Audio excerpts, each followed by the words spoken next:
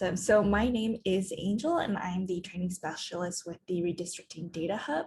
And today, our training session is called How to Prepare for Redistricting. So specifically, I will go over the resources that we host on the Redistricting Data Hub and how you can use those to determine whether and where you might need more support and knowledge. So again, if there are any questions during the presentation, please feel free to leave them in the chat. I'm always keeping an eye out for that. And I will now get started officially. And so I do want to highlight our website and contact information again. Our website is simply our name. I'm sure you all know since that's where you registered, but our support email is info@redistrictingdatahub.org. So you can email us directly there or submit a request through our website through the support widget on the bottom right. My email is also on the slide just in case folks want to provide any specific training requests or feedback, or if there are requests for trainings for certain organizations, please do feel free to reach out to me. I'm always happy to connect with you guys. And so, overview of the Redistricting Data Hub. I'm sure most of you might have already heard of us and attended past trainings. And so you might have heard what our mission is, but just briefly for folks that might not know, at the Redistricting Data Hub, we do want to see local groups and communities more involved in redistricting. And so our mission is really to support more inclusive and fair maps drawn through a transparent redistricting process. And we want to do so by empowering communities to participate. And so unfortunately, redistricting has happened behind closed doors for a long time. And so now that the applications available for mapping and all of the resources are catching up, there is still a huge education gap when it comes to redistricting, and this can prevent folks from getting involved. And so in order to close this gap, we are making the key data, tools, and knowledge available publicly and for free on our website. And part of this effort also includes having a dedicated support team. So, if you have a question or you don't know where to find the right resource, you can definitely reach out to us, and that's what we're here for.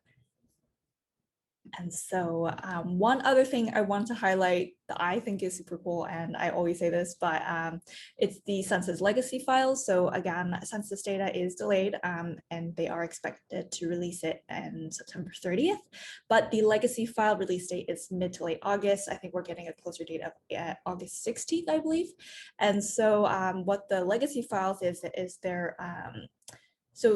the final PL file includes just creating tabulations or data tables from the data that the census has collected and creating their user-friendly system to access this data. And so the legacy files is kind of the same files and the same numbers that will be in the final release, but in a raw format. And so RDH will actually be processing these legacy files nationwide and publicly hosting them on our website for people to use, potentially within a week after the legacy files are initially released. And so we wanted to make this known in case individuals or organizations are preparing to draw maps and they want to know, you want to know what data options are available. This would be, the actual census data. We would just be the ones processing it, but the numbers should be the same. And so one thing also, if you have attended our previous trainings, is that we always highlight 4 key opportunities for participating. And so this includes the initial surveying and organizing of communities, and then a community of interest mapping, district map drawing, and eventually evaluating maps. So today I will be focused on, showing you the resources we have on the initial surveying and organizing of communities and the community of interest mapping. And so that does overlap a little bit with district mapping in terms of the mapping tools. And a lot of mapping tools have actually come out with more updates in terms of how to use or features that they have now. And so I will be going over that a little bit too in terms of how those interact. And so the first thing I want to highlight is the redistricting readiness guide, or the redistricting readiness checklist. And so this is actually framed really similar to the key opportunities I just mentioned before that were on the screen. And so what this checklist is aimed to do is provide information on basic redistricting knowledge. And then it should lead into resources that help support participation at each of these 4 steps. And so this is a resource we put together in order to get folks familiar with the basics of redistricting, and then link to any resources you might not have heard of or be aware of. And so the purpose is really to act as a reference, a quiz if you might, but nothing as serious as a quiz. So when going through the resources, we know it might be hard to figure out what you don't know until like the exact point that you learn it. And so this checklist is aimed at helping you figure that out, pointing you to resources, and also ultimately make combing through, the mass amount of information and resources available much easier.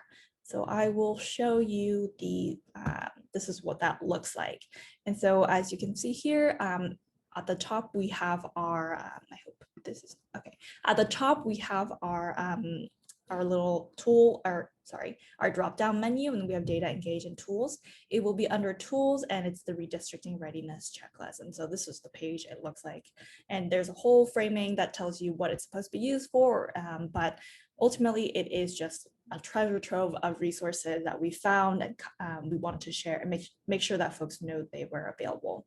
And then one thing we also wanted to highlight is that at the bottom of the tool, once you finish scrolling through the initial basic information, and don't worry, I will be showing this so that you're not just imagining it in your head, there is 3 different links. So these take you to separate pages, and they're tailored to whether you are an individual, an organization, or an educator. And so most of the resources available for these different audiences are pretty similar, nothing too drastically different, but we did separate these categories because depending on your role or what you want to do with the redistricting process, you might need something different. And so because the redistricting process is such a knowledge intensive process, we want to make sure you're fully prepared for whatever role you choose. And so let me go and walk through the guide. And one thing I do want to note before I show what it looks like is that the list is definitely not exhaustive.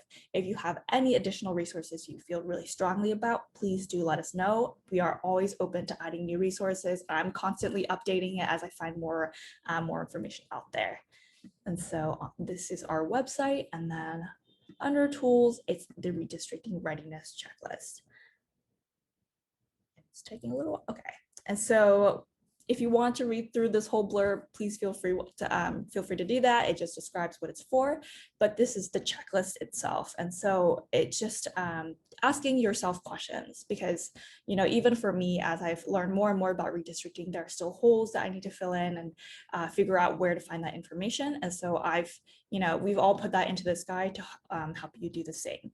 So the first question, of course, for those who are not super well versed in redistricting, we wanted to let folks know, what is redistricting and all the what, who, when, where, and why that comes along with it. And then it gets more specific, what is the redistricting process and timeline for state? And we do include a little, why does this matter? Because sometimes it seems like just very niche information, very, very detailed information. But because a lot of these processes and timelines differ for each state, it can make a huge difference in terms of when you have to be, sharing your testimony, how you have to be registering for it, all the way to, what criteria needs to be discussed. So, of course, a big one is, will your state be impacted by the delay? So, of course, this is where the timeline comes in. Additionally, how is your state or district impacted by changes in population? So knowing, whether your state has gained, lost, or stayed the same in terms of the number of representatives can help you figure out, how many districts you need to draw. And then, of course, the new census counts will let you know how many, what the total population is and what equal population looks like for each district. And then it goes down to more specific requirements, just federal ones, which all states do have to abide by, down to state requirements, which do vary quite a bit. And so we've linked to the resources that can help you figure out which ones you might want to discuss with your commissioners or state legislatures. And then ultimately, this is more of a personal, understanding where you're at, helping yourself, choosing where you want to be in the redistricting process, nailing down what you want to do can really help narrow down the amount of resources and the amount of channels that you go through, so that you're not, constantly combing through different information or different websites. And so this is also helpful for us to know if you, we'll ultimately make this a survey. I know there's so many surveys going out, but if folks wanted to fill that out and let us know what you're interested in doing, that also helps inform our trainings. And so ongoing litigation, as well as understanding whether your state legislature or commission has adopted approaches. And I'll get into this a little bit later, but that is also important, especially for compactness, since there's so many different measures that you don't want to be measuring, apples and oranges if the state legislature is using REAC and you're using Pulse v. Popper. And so that does make a bit of a difference, but it does get very specific and very detailed, which is why we have all these resources. And then I will just go into individual because there seems to be a lot of individuals and organizations. One thing that I do want to point out for all the folks on this call is if you are open to filling out surveys, and I know there are so many, but one thing that we really are working towards is being more aware of what organizations are in each state that are involved in the redistricting process. So if you know of any organizations that, so we'll be including a list of any organizations that we know of. We're currently compiling this and just finalizing the details.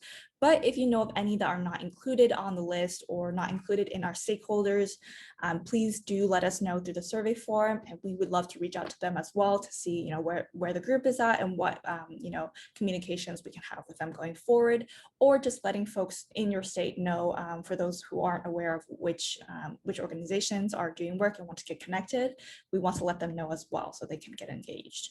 And then going down to COI testimony, which is a very big one.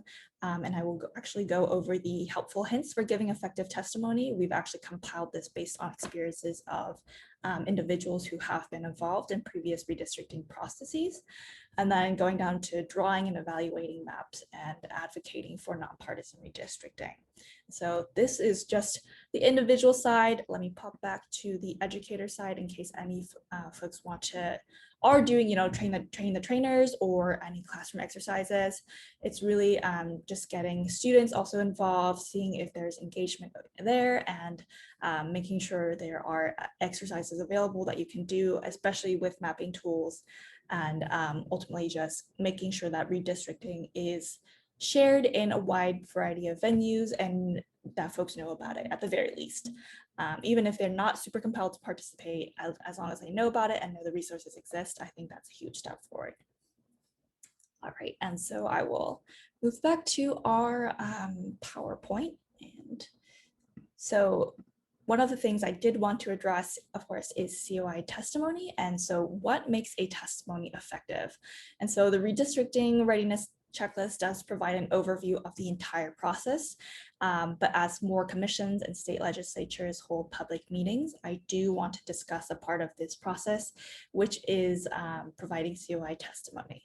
And so, as I pointed out just a second ago, the helpful hints for giving effective testimony is available for you to view. And that's exactly what it sounds like. It's just helpful hints for, making sure you are hitting all the points in your testimony. And so let me go into some of the points that we cover. So hints for an effective testimony. The first one is to read all the rules. And this might seem very intuitive, of course you would read all the rules, but it's because there are so many different rules to testifying in the state. And so there might be, a limit on your testimony in terms of time. There might be registration deadlines, or if your meeting is held online, there might even be requirements to keep your video on. And so being aware of all these testimonies just is like a first step to making sure that it's going through. And then the second is to provide evidence of your community. And so this can be in the form of data or verbal evidence, and some questions to include some questions to consider include, what are common concerns or challenges that your community faces? What are the jobs or industries that folks typically work in? Where do people spend their free time in terms of community spaces? And so it really is important to provide strong reasons for what binds your community together and why keeping it whole really matters in terms of representation. And then moving forward, strength in numbers. So testimony really does become more effective as you represent a larger group of folks, or you could coordinate with them as well at the hearing. So if you haven't already, you might consider reaching out to a community group, or if you are already part of a group, you can actually include that in your testimony and just have that be stated specifically. And so it is definitely more effective if several folks are coming together to define and map out the community and making sure that it goes through to the commissioners or state legislatures. And then of course, personalization is really important, making sure to tell your story in your words. And so, if you are coordinating a testimony with other folks, providing your individual perspective on what binds it together, or where you think the boundaries lie, or why it's important to keep it whole, also really kind of bolsters your testimony. And so an example is you can also describe how past redistricting has impacted your community in a negative way. That's also a perspective you can provide. And then mapping it out. So I will get into the mapping tools in just a second, and I'm sure some folks have already learned a lot about the mapping tools, but mapping actually now provides such an easy way to show clearly where the boundaries are. And then the testimony, in hand would provide justifications for those boundaries and more evidence that the community is well defined. And so even if you can't specify the exact boundaries or you're not familiar with using mapping tools, being clear about which areas should be kept together or not together is also an effective testimony. And then staying focused. So one of the things we've heard from folks that have been involved with previous redistricting is that some folks take the time to also, address other issues in the community, which is very valuable. But staying focused, keeping the testimony concise, 3 to 5 minutes at most, is really important to focus on the redistricting portion and recognizing that there are other venues and forums for the other concerns you might have. And so one thing is also, if your state explicitly states that communities of interest be considered, referencing that language can also be helpful. And so last but not least is just to be courteous. And this is very, of course, I'm sure you all know, but legislators and commissioners are also people. And so being respectful always helps, especially to, making sure that you're being heard and delivering your comments effectively. So that is the COI testimony aspect. And then to bounce towards the choose your own mapping tool, I'm actually going to cover a few of the free open source mapping tools that can assist with mapping the community of interest, but I also recognize there have been so many cool new tools, and so some of them, actually all of them have unique features, and so I can't cover them all in depth, but even so, familiarizing yourself with the functions and the tools can be useful when submitting your own testimonies. And we do host some recordings of mapping tools on our training page, and so I believe we have it for Representable, DRA, and District Builder. But I feel like we're creating tools for everything because we just want to cover all aspects, but we have a choose your own mapping tool. And so I will also show what this looks like, but this is just a preliminary glance.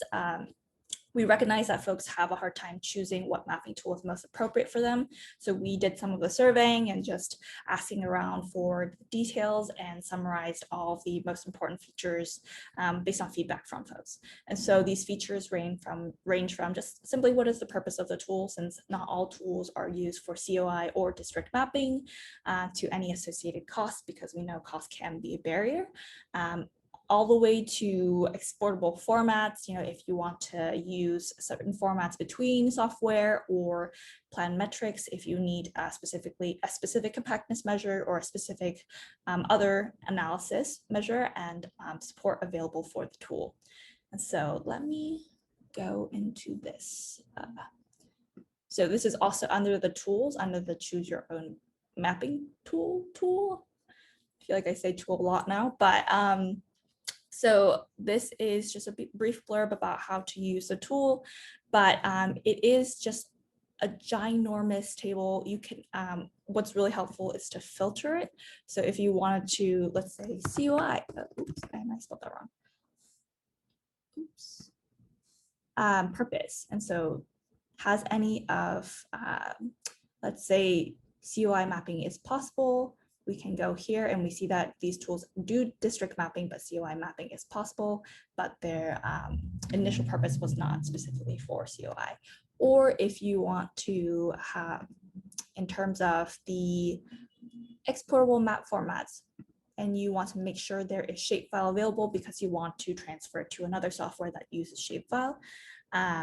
These are all the tools that allow for shapefiles. Ooh, sorry, I feel like yes, here. And so just this filtering is a huge portion of this, since unless you do want to go through and read all about the tools and look at every single column we have made available. But at the very bottom, once you decide, maybe you want to look at Districtr, the link is here, as well as the brief description of the tool. And then for, let's see. Yes, and then for any other links, we've also included them with the description. And so for District Builder, they have a link that shows exactly what they're working on and what they plan to roll out in terms of features. You can find that out here. So we've tried to include as much information about the tool as possible, so you don't have to go digging on your own. And then popping back to the mapping tools. The first one I did want to highlight, and so folks, if you've already heard this, totally understand if you tune out a little bit, but Representable, I wanted to highlight again, just because it really is a great basic tool for those who want to just create a COI in their state. And this is just the page. It shows you exactly what geographic level you're drawing at. And so in this case, it's census block groups, and this is for the state of Virginia. But the most useful thing, I think, and this is a personal opinion, but a really useful feature is when you first select your state, it takes you to a page detailing the specific COI requirements for the state. And so we have Virginia here. It tells you what is redistricting, so a brief introduction, how redistricting works in Virginia, and how Representable can help you with that, as well as any specific redistricting criteria. And so they've also done a great job of synthesizing all of this information on their page. Of course, it is great to do outside research and be more and to be well-versed in what your state is doing. But here, for folks who just want to draw a COI map, this is very really easy to access. And so, by answering the questions of what unites your community of interest, similar to some of the questions I posed earlier when I was discussing the testimony, this acts as the testimony when you're drawing the map. And so having them, again, hand in hand is really, really great. And they've provided examples of what you might want to answer, as well as examples of what the answer might be. And so this acts as a testimony and pinpoints the potential factors that any user wants to highlight. So it gives them the definition, an idea of the definition of a COI and how they want to represent it. And they've also taken extra steps to make sure it is accessible. So the website is currently available in Spanish, in Arabic, I believe, and I think Mandarin is also in the works. And it's not just limited to a computer. Folks can use their phone to draw and submit maps as well. And then I think this is also a really cool feature, is that once you submit the map, it takes you to this data layers page, and you can toggle these and open it and see, where your community of interest. And so I included an example of the University of Richmond.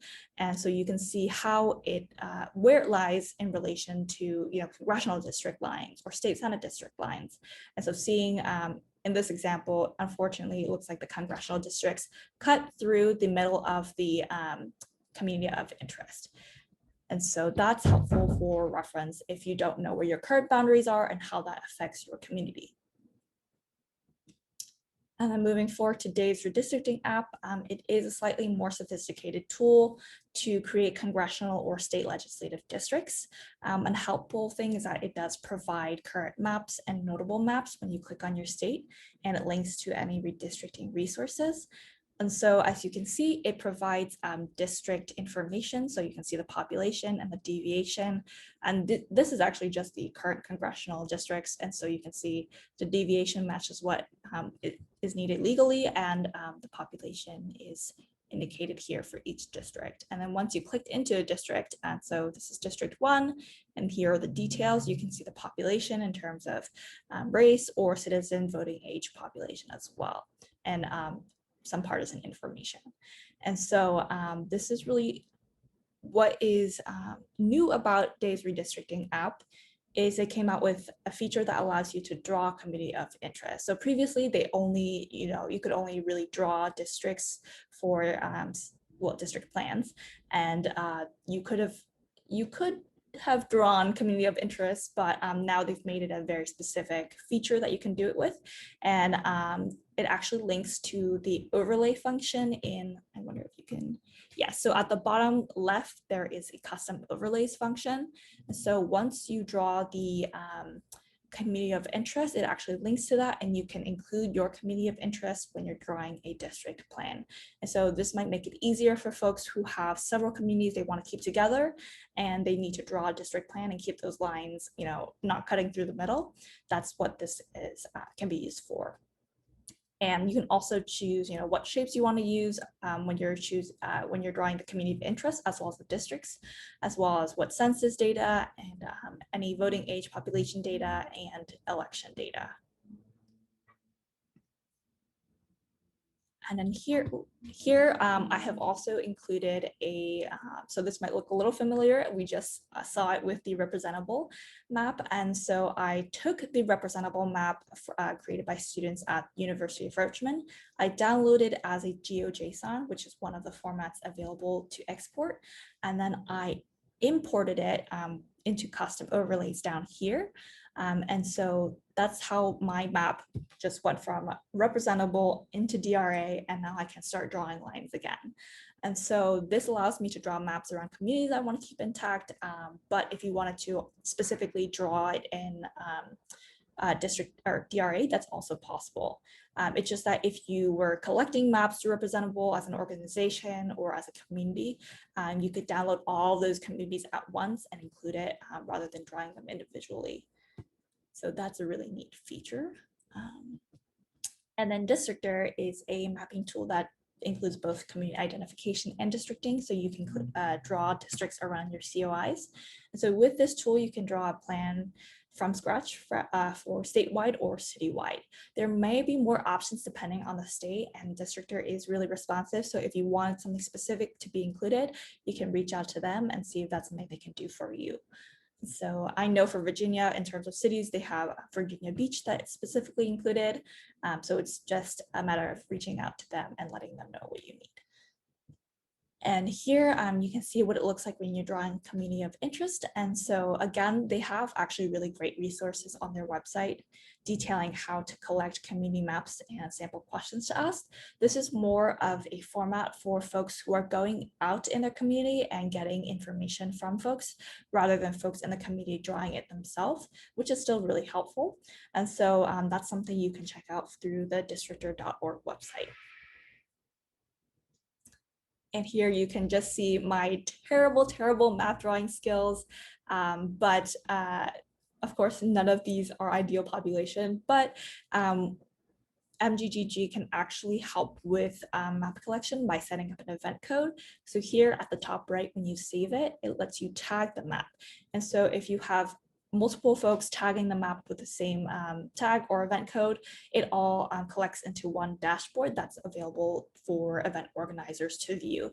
And so that's another function, that's another venue that's available for folks who want to collect maps from their community or from a specific, or as an organization. And last but not least is District Builder, and this is also free. It allows users to draw electoral maps using block level data and also evaluate the population demographic.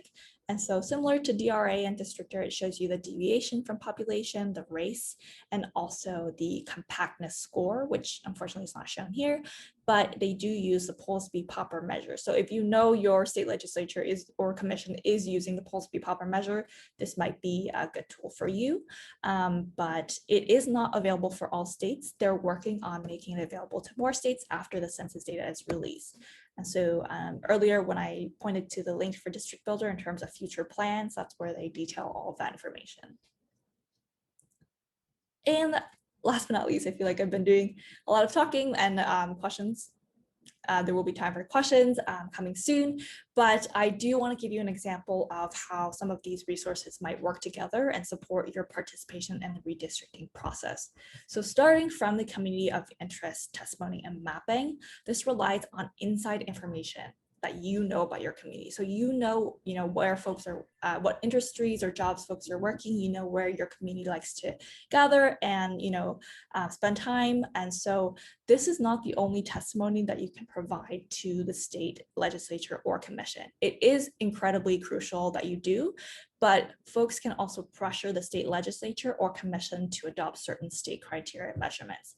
And this makes a difference when drawing your own district plans and evaluating maps, because in the end, as I said before, you don't want to be, evaluating plans and being and looking at compactness and wondering why your compactness is so different from another group's for the same plan, and it turns out you're using two different measures. And so using the redistricting readiness checklist, you can find out more information about your state criteria by clicking on the appropriate link and then following up with your state legislature or commission to see if that's something they've stated that they would be adhering to during their public hearings. And so common criteria includes compactness, contiguity, and respecting communities of interest. But again, there's so much variation that the ways to do this and to enforce this really it's all in the state constitution or whichever amendment was passed with all this information. And then again, within the state's constitution, there might actually be a certain amount of discretion given to the state legislature or commission to choose in terms of which measurement to prioritize. And so if compactness is not specifically stated to be a specific measure in that, you can actually pressure or make your case known for why a certain measure should be adopted. And so having them commit to that on record can make standardization and make things so much easier to draw and evaluate, as I said. Sorry, I feel like I'm repeating myself, but this is just so important. And additionally, as just shown, mapping tools can use different measurements. And so using the choose your mapping tool can help with determining which plan is best for you. Because so many of the tools have importable and exportable features, it is easy to transfer. It might be easy to transfer plans from one app to another mapping tool, but just being aware of what is and isn't possible in case certain folks in your community or between organizations in your state are using different tools. Knowing that and then coordinating on which mapping tool to use can also be can make this process easier. And that was a lot from me, but here's our information again in case you wanted to reach out. And this does conclude the training, the me talking part of the training.